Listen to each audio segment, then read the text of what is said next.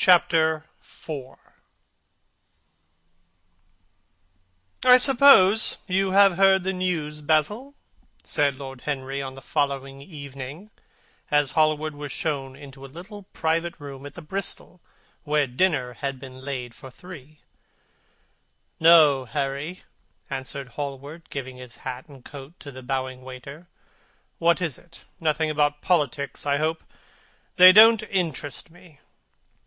There is hardly a single person in the House of Commons worth painting, though many of them would be the better for a little whitewashing."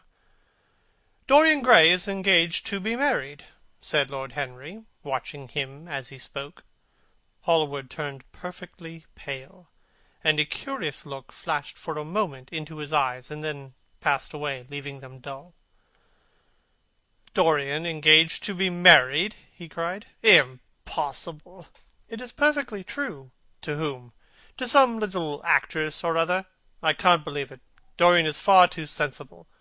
Dorian is far too wise not to do foolish things now and then, my dear Basil."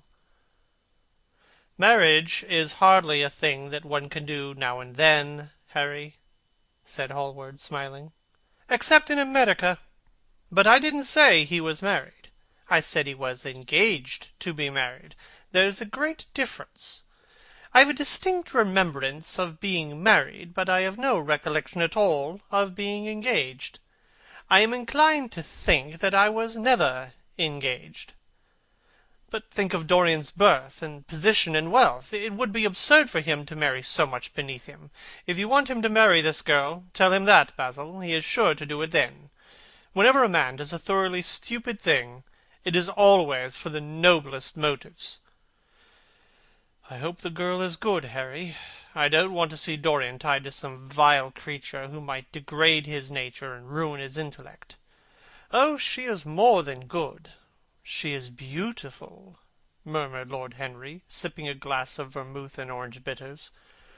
"Dorian says she is beautiful, and he is not often wrong about things of that kind. Your portrait of him has quickened his appreciation of the personal appearance of other people. It has had that excellent effect, among others. We are to see her tonight, if that boy doesn't forget his appointment. But do you approve of it, Harry?" asked Hallward, walking up and down the room, and biting his lip. "You can't approve of it, really. It is some silly infatuation." "I never approve or disapprove of anything now. It is an absurd attitude to take towards life. We are not sent into the world to air our moral prejudices. I never take any notice of what common people say, and I never interfere with what charming people do. If a personality infatuates me, whatever the personality chooses to do is absolutely delightful to me. Dorian Gray falls in love with a beautiful girl who acts Shakespeare and proposes to marry her. Why not? If he wedded Messalina, he would be none the less interesting. You know I am not a champion of marriage. The real drawback to marriage is that it makes one unselfish, and unselfish people are colourless. They lack individuality. Still, there are certain temperaments that marriage makes more complex. They retain their egotism, and add to it many other egos. They are forced to have more than one life. They become more highly organized. Besides, every experience is of value, and whatever one may say against marriage, it is certainly an experience. I hope that Dorian Gray will make this girl his wife, passionately adore her for 6 months, and then suddenly become fascinated by someone else. He would be a wonderful study."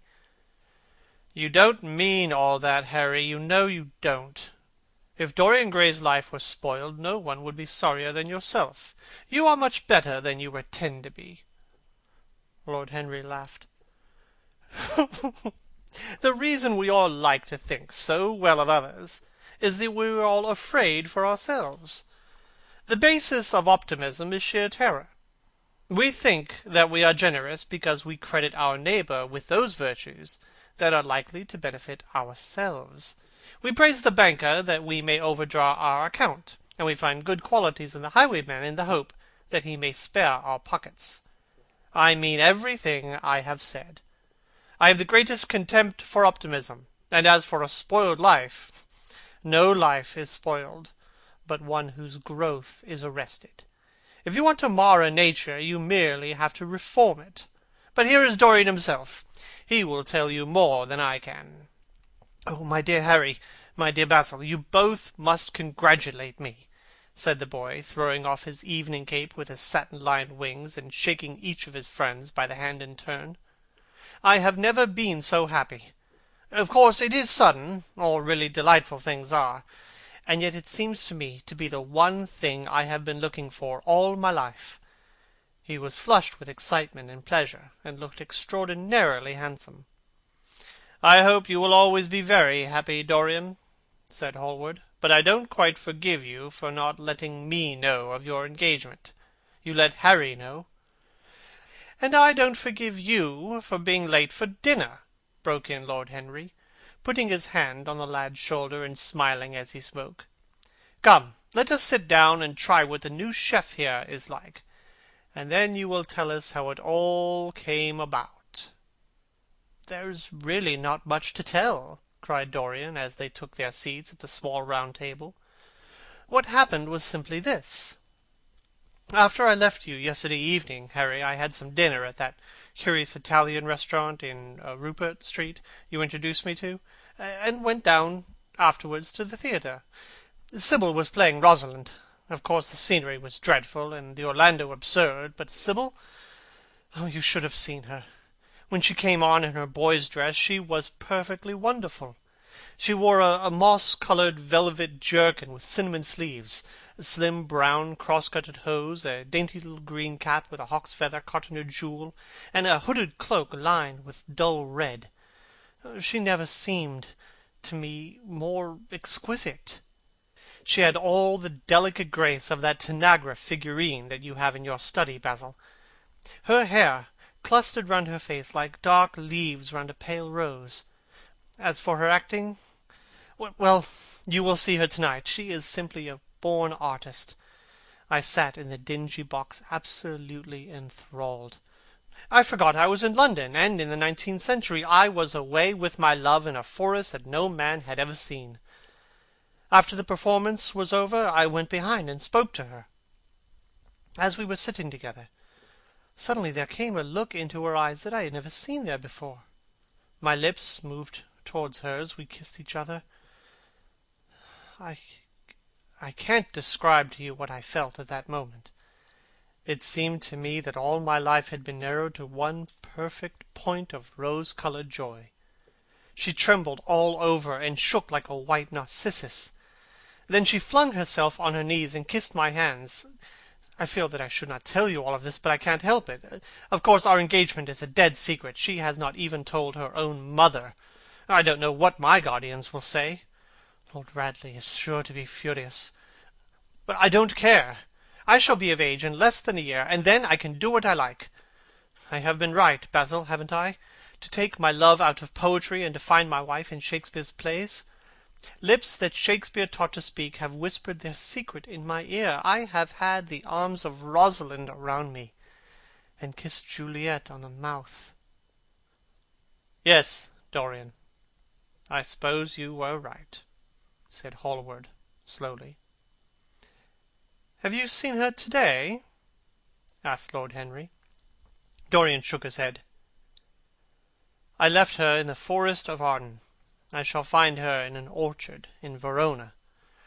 Lord Henry sipped his champagne in a meditative manner.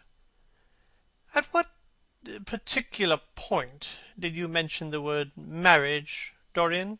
And what did she say in answer? Perhaps you forgot all about it. My dear Harry, I did not treat it as a business transaction, and I did not make a formal proposal. I told her that I loved her, and she said she was not worthy to be my wife. Not worthy!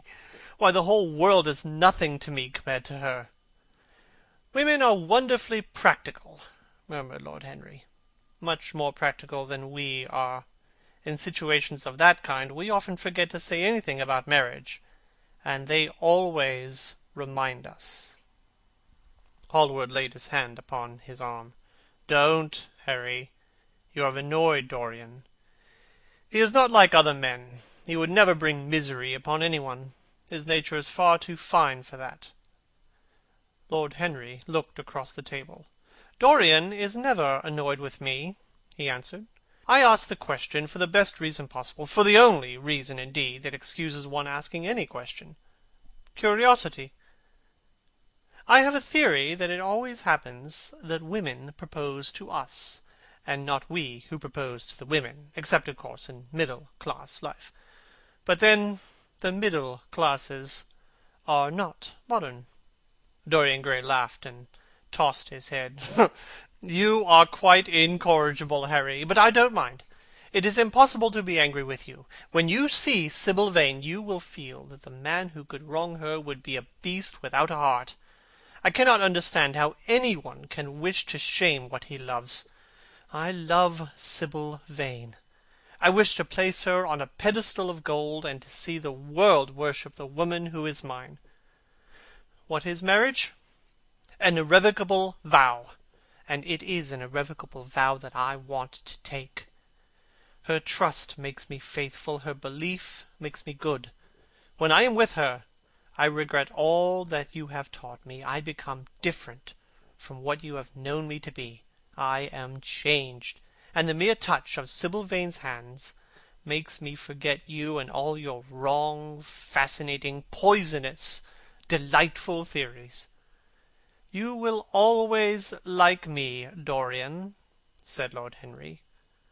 Will you have some coffee, you fellows? Waiter, bring coffee and fine champagne and some cigarettes. No, don't mind the cigarettes. I have some. Basil, I can't allow you to smoke cigars. You must have a cigarette. A cigarette is a perfect type of a perfect pleasure. It is exquisite, and it leaves one unsatisfied. What more can one want? Yes, Dorian, you will always be fond of me. I represent to you all the sins you have never had the courage to commit. What nonsense you talk, Harry! Cried Dorian Gray, lighting a cigarette from a fire-breathing silver dragon that the waiter had placed on the table. Let us go down to the theatre. When you see Sibyl, you will have a new ideal of life. She will represent something to you that you have never known. I have known everything, said Lord Henry, with a sad look in his eyes. But I am always ready for a new emotion. I am afraid there is no such thing. For me, at any rate. Still, your wonderful girl may thrill me. I love acting. It is so much more real than life. Let us go. Dorian, you will come with me. I am so sorry, Basil, but there is only room for two in the brougham. You must follow us in a hansom. They got up and put on their coats, sipping their coffee standing. Hallward was silent and preoccupied. There was a gloom over him. He could not bear this marriage, and yet it seemed to him to be better than many other things that might have happened. After a few moments, they all passed downstairs. He drove off by himself, as had been arranged, and watched the flashing lights of the little brougham in front of him. A strange sense of loss came over him. He felt that Dorian Gray would never again be to him all that he had been in the past. His eyes darkened, and the crowded, flaring streets became blurred to him. When the cab drew up at the doors of the theatre, it seemed to him that he had grown years older. End of Chapter 4 of The Picture of Dorian Gray by Oscar Wilde.